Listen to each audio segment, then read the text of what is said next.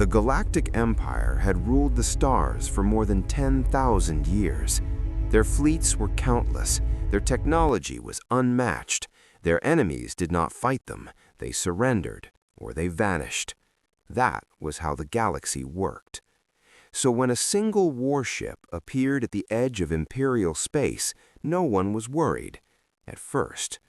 The ship arrived without warning, no jump signature, no energy flare, no ripple in space. One moment the scanners were clear, the next moment the object was simply there, silent, still, watching. The outer listening post of Sector 9 detected it first. The station's sensors struggled to lock on to the object.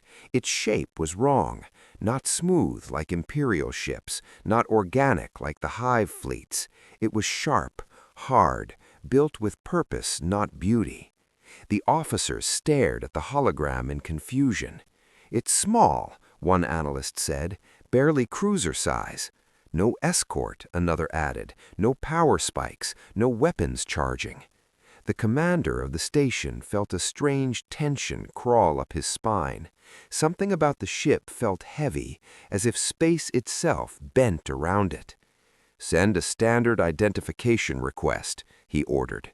The message went out across all known channels, peace codes, trade signals, Imperial authority demands. There was no reply. Seconds passed, then minutes, still nothing. The ship did not move, it did not react, it did not run. That was the first mistake. Unknown ships usually fled or attacked or tried to communicate. This one did none of those things. It waited. The commander frowned, scanned deeper. The technicians pushed their systems harder. Data flooded in, then broke apart. The ship's hull absorbed sensor pulses like dark stone swallowing light. One reading appeared, then vanished. Another appeared, then contradicted the first. "This is impossible," a technician whispered. "It's armor density. It shouldn't exist." The commander did not like whispers. "Explain." "It's layered," the technician said slowly. "Not one shield, not two, multiple systems overlapping, old designs mixed with something new, something we don't recognize." That caught attention. The Galactic Empire knew all major designs, or so they believed. A priority message was sent to the nearest Imperial fleet, then to the regional command, then, after a long pause, to the Galactic Council itself. Within minutes, the quiet anomaly became a topic of discussion across the Empire. On the bridge of the Imperial flagship, Eternal Dominion, admirals gathered around a glowing star map. The unknown ship was marked by a single red symbol. "That is it? One ship?" scoffed one admiral. "Yes," replied the sensor master, "and it has not moved since arrival." The fleet commander crossed his arms. "Then it is either broken or very confident." Laughter rippled through the room. No known species would send one ship into Imperial space, especially not without identification. "Perhaps pirates," someone suggested. "Pirates run," the commander replied. "This ship is not running." Orders were given. A patrol wing of destroyers moved in, weapons powered up, shields raised. The Imperial fleet surrounded the lone vessel from a safe distance. Still, the ship did nothing. No weapons, no shields visible, no movement. "Send a final warning," the commander said. "Then we disable it." The warning was transmitted. "You are in Imperial territory. Power down and prepare to be boarded." Silence. The commander gave the signal. A single disabling beam fired toward the unknown ship. The beam struck the hull and disappeared. Not deflected, not absorbed. Gone. The weapons systems froze. "What just happened?" someone shouted. The unknown ship finally moved. Not fast, not aggressive. It turned, slowly, deliberately, as if it had been waiting for permission. The unknown vessel rotated, bringing its front section toward the Imperial fleet. New structures unfolded along its hull. Panels shifted, Hard lines became sharper. Power readings spiked, not wildly, but steadily, controlled, measured. The Imperial ships raised their weapons again. "Fire all batteries," the commander ordered. The fleet obeyed. Lasers, plasma, kinetic rounds, energy waves. The void lit up with fire. When the light faded, the unknown ship was still there, untouched, no damage, not even scorched paint. A quiet fear crept into the bridge. "That should not be possible," the sensor master said, voice shaking. "Not at that range." The unknown ship transmitted a signal, not words, data, a single burst that cut through Imperial encryption like it didn't exist. Every screen on the bridge flickered, then stabilized. A simple symbol appeared. Not alien, not Imperial, something else. The commander stared at it, unsure why it felt familiar. Then the data translated itself, not through Imperial systems, but directly. The message was short. "Observe." That was all.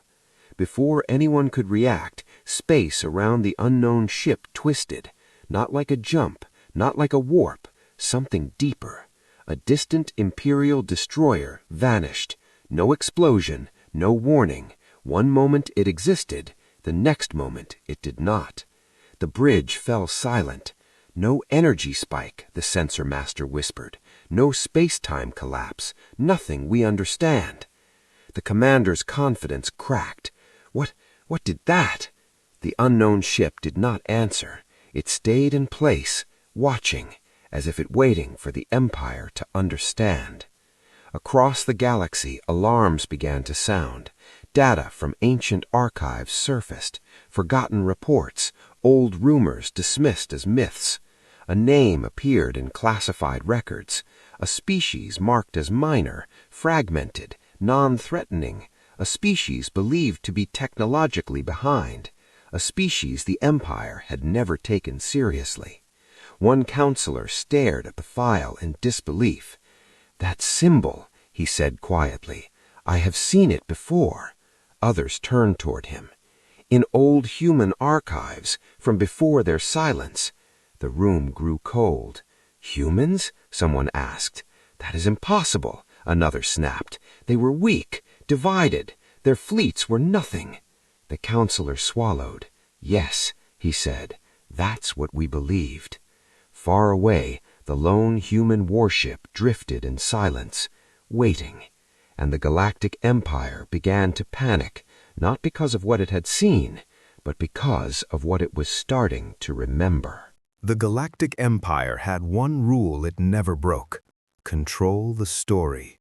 Wars were renamed as stabilization, defeats were erased from records, dangerous species were rewritten as myths, and humans were buried, deep beneath layers of forgotten data, locked archives, and deliberate silence. Now those files were opening. Across the core worlds, emergency historians, analysts, and military minds were ordered to work together, not to prepare for war, but to remember. Because the Empire had realized something terrifying. They were not facing something new. They were facing something they had already failed to destroy.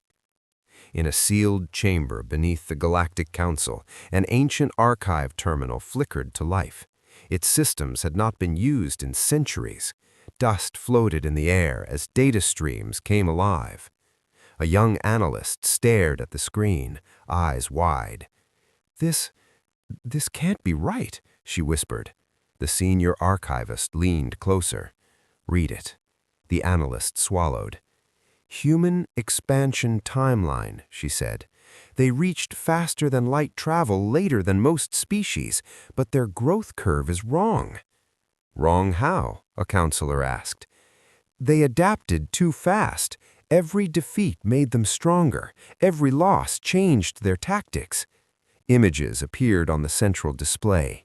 Old battles, human ships burning and returning with new designs, weapons that failed once, never failing again, tactics copied, countered, improved. They shouldn't have survived first contact wars, the archivist said slowly. By every model, they should have lost. But they didn't. They learned. A new file opened. Classified. Human War Doctrine. The room went silent. They didn't fight like us, the analyst continued. They didn't fight for territory or honor or dominance. So what did they fight for? A counselor asked. The analyst hesitated. To make sure the same threat never rose twice. That sentence changed everything. The archivist scrolled further. When humans lost, they recorded everything, every failure, every weakness, not to hide it, but to study it. The council chamber felt smaller. They shared mistakes openly, across factions, across worlds, across enemies. Enemies? Someone echoed. Yes, she said. Humans exchanged knowledge even while fighting each other. The Empire had never done that. Weakness was hidden. Mistakes were punished. Humans did the opposite. They turned pain into progress, the archivist said quietly. A new image appeared. The symbol seen on the warship. The same symbol appeared again on ancient human fleets. That mark, a counselor said slowly, it's not a military rank. No, the analyst replied, it's a warning. The translation appeared beneath it. Remember. Fear rippled through the chamber. So why did they disappear? If they were this dangerous, why did they vanish? The archivist paused. Because the Empire decided they were a problem. Silence. Long ago, before the Empire reached its peak, humans had begun pushing outwards, not aggressively, but steadily. They explored, they observed, they defended themselves fiercely. They refused to bow. That had been enough. The Empire moved quietly. No declaration, no open war. Human colonies vanished one by one. Trade routes collapsed. Signals went unanswered. But humans did not fight back. They retreated. At least that was the story. The archivist pulled up the final file. Human Strategic Withdrawal, Phase 1. What? Someone whispered. They didn't lose, the analyst replied. They left. The file continued. Humans identified the Empire as a long-term existential threat. Direct conflict was inefficient. Probability of mutual destruction too high. Solution: disappearance. They abandoned territory, destroyed their own records, hid their technology, reduced all signals. Why? A counselor asked. So the Empire would forget them, the analyst replied. The room felt cold. They wanted the Empire to grow comfortable, arrogant, slow. The Empire had done exactly that. Another line appeared. Phase 2, observe. The same word again, observe. They waited, the archivist said, for centuries. And Phase 3, someone asked? The screen changed. Phase 3, return. The chamber erupted. No, a counselor shouted. That's impossible. No species plans on that timescale. Humans do, the analyst said softly. They think in generations, not lifetimes. The truth settled like a weight. The human warship was not a scout, it was a test. Meanwhile, aboard the human vessel, the commander reviewed the data, but from memory, not screens. They had taught this history to every crew member, not as pride, as responsibility. We confirmed it, an officer said. The Empire has opened the old archives. Good, the commander replied. That means they are close to understanding. And if they understand fully, they will be afraid, the commander said. Fear brings choices. Outside the viewport, Imperial space stretched endlessly, powerful, old, and unprepared. Back on the Imperial flagship, panic spread quietly. Officers avoided eye contact. Admirals spoke carefully. We cannot defeat them, one finally said. That is defeatist, another replied weakly. No, the first said, it is reality. A message arrived from the human ship. not a threat, an invitation. We request a council audience. The Galactic Empire had never invited outsiders to the inner chamber. Never. The council debated for hours. Some demanded war, some demanded silence, some demanded surrender. Finally, the oldest counselor spoke. "If they wanted us destroyed," he said, "we would already be gone." Reluctantly, permission was granted. The human warship moved for the first time since its arrival. It did not jump, it cruised, slowly, openly, passing through imperial systems without resistance. Citizens watched in silence as the impossible ship crossed their skies. No weapons fired, no alarm sounded. Fear walked freely through the empire. When the human warship arrived at the council world, it did not dock. A single figure appeared instead, projected, not physical. Human, calm, unarmed. "I speak for humanity," the figure said. The council chamber held its breath. "You remember us now. That is good." "What do you want?" the oldest counselor asked. The human did not smile. "We want to know," the figure said, "if you have learned anything." The council did not answer. The human continued. "We left because the galaxy was not ready for us. We returned because the galaxy is moving again." "Is this a threat?" a counselor demanded. "No," the human replied. "It is a question." Silence followed. The human's eyes scanned the chamber. "Are you still the empire that erases problems?" the human asked. "Or are you something better now?" No one spoke. The human nodded slowly. "We will observe," the figure said, and vanished.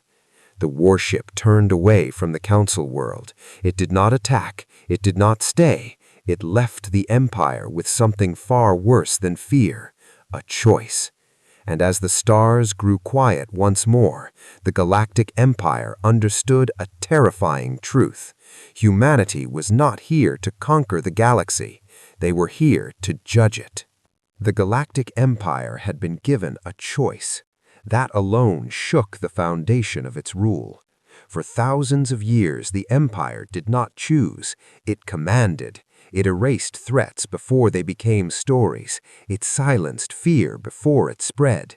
Control was absolute because hesitation never existed. But now, hesitation ruled everything. After the human warship left the council world, panic did not explode. It crept like a slow poison. Across imperial command centers, admirals argued in closed rooms, governors demanded protection, military planners ran simulations that ended the same way: failure, every time. "They didn't attack," one counselor said. "That means they are weak." "No," another replied quietly, "that means they are confident." That idea terrified them more than war. A senior admiral stood before the council with a proposal. "We cannot allow a species like this to exist unchecked. If we strike first, hard enough, we may still win." "You said the same about the machine worlds," an elder counselor replied, "and we almost died." "This is different," the admiral insisted. "Humans are few, hidden. One ship does not make an empire." "But one ship stopped 3 fleets," the elder said, "without killing." The room fell silent. That was the problem. The humans had not acted like The Galactic Empire was still standing, but it was no longer alive. Its fleets floated in confusion. Its governors waited for orders that never came. Its citizens felt something they had not felt in generations: uncertainty. For the first time, the Empire did not know what tomorrow would look like. Across thousands of systems, daily life slowed. Trade convoys stopped mid-route. Defense stations powered down non-essential systems to save energy. People looked at the stars and wondered if the empire that promised safety had ever truly been strong. Inside the Grand Council chamber, the mood was heavy. Not angry, not proud, broken. The oldest counselor sat alone at the center, staring at the empty space where the human projection had stood before. "They didn't destroy us," he said quietly. "They stripped us." No one argued. Reports continued to arrive. Human forces had not attacked a single population center. No worlds burned, no cities fell. But supply chains were gone. Command networks were silent. The Empire could not even organize its own defense. One counselor slammed a clawed hand against the table.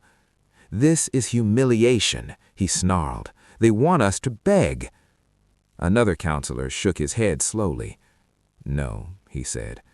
"They want us to understand." That word again. Understand. The Empire had never needed to understand its enemies. It crushed them. But now, crushing was impossible.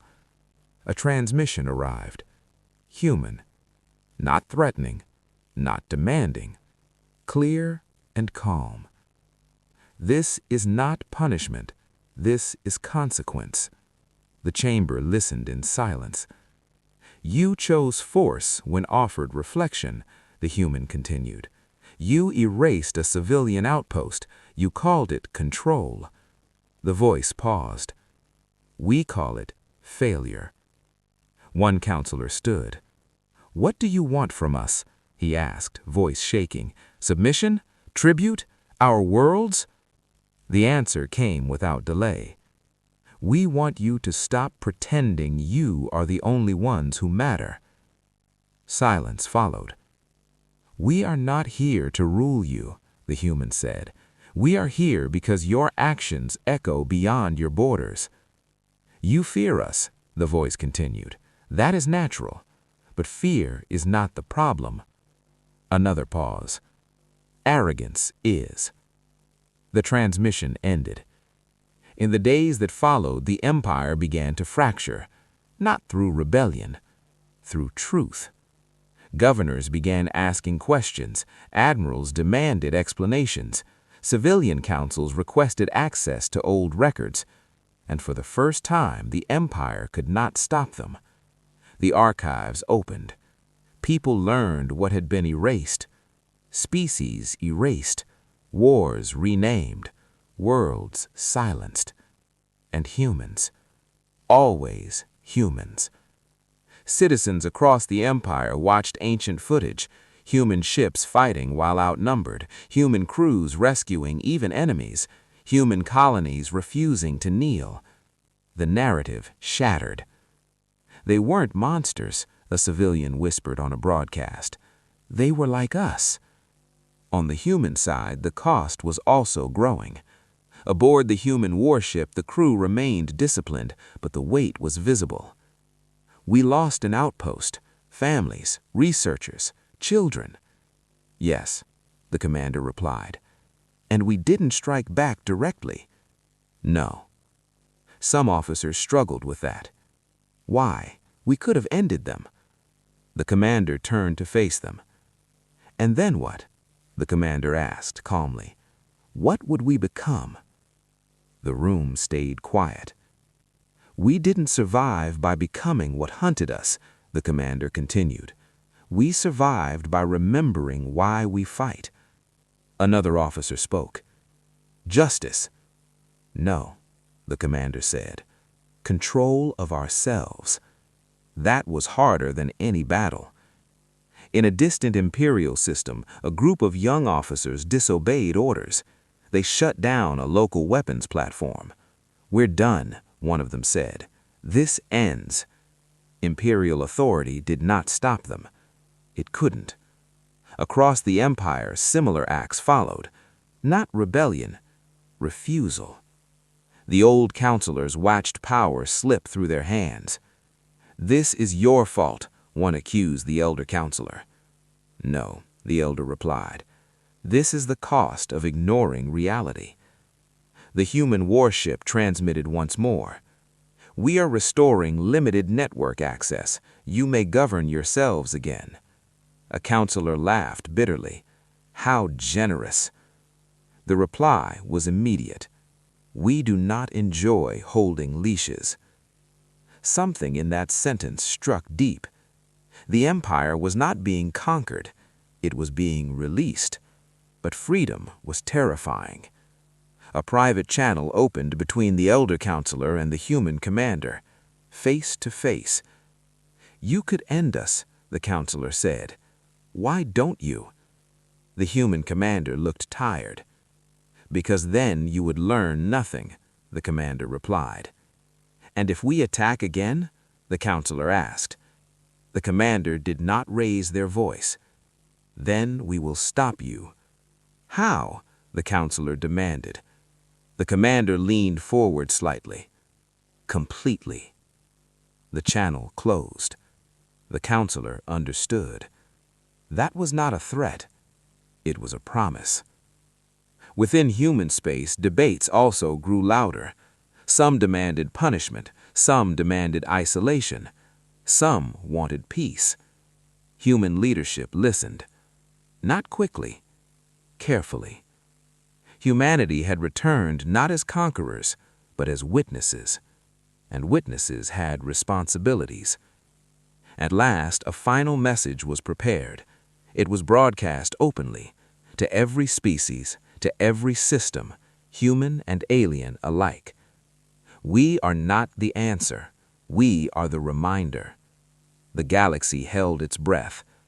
We remind you that power without restraint destroys itself. We remind you that fear should lead to caution, not cruelty. And we remind you, the message ended, some scars remember forever. The Empire accepted oversight, not rule, oversight. Human observers entered imperial systems not as rulers, but as watchers. The same word again, observe. Some Imperials resisted. Most did not, because now they knew. The galaxy had moved forward, and humanity had returned not to take its place at the top, but to make sure no one stood there alone again. On the human warship, the commander watched the stars. "This isn't over," an officer said. "No," the commander replied. "It never is. But it's different now." "Yes," the commander said softly. "Now they know we're watching too." And somewhere deep within the Empire, the last belief finally died. That humanity was weak. The galaxy did not change in a single moment. It changed slowly, quietly, and forever. After the human broadcast, something unseen began to spread. Not fear, not rebellion, awareness. Across imperial worlds, citizens looked at their leaders differently. Governors spoke with care. Admirals hesitated before giving orders. For the first time, power was questioned. Not because it was weak, but because someone stronger had chosen restraint. Human observers arrived in imperial space days later. They didn't come in fleets. They didn't occupy planets. They didn't replace rulers. They watched. They recorded. They listened. And that unsettled everyone, because the Empire had never been watched before. On the council world, the elder counselor stood before the chamber one last time. "The humans have not destroyed us," he said. "They have done something worse." The counselors listened. "They have shown us what we are." No one argued. The Empire signed the Accord of Observation. It was not a surrender. It was an admission. The Empire admitted that its actions would be seen, judged, remembered. That single fact changed everything. Some counselors resigned, some were removed, some disappeared into history, unable to face what they had helped build. Across the Empire, smaller species felt something new: safety. Not protection by force, but protection by consequence. If the Empire erased a world now, someone would notice. Someone would respond. That someone was humanity. On the human side, celebrations never came. There were no victory parades, no songs of conquest, no statues raised.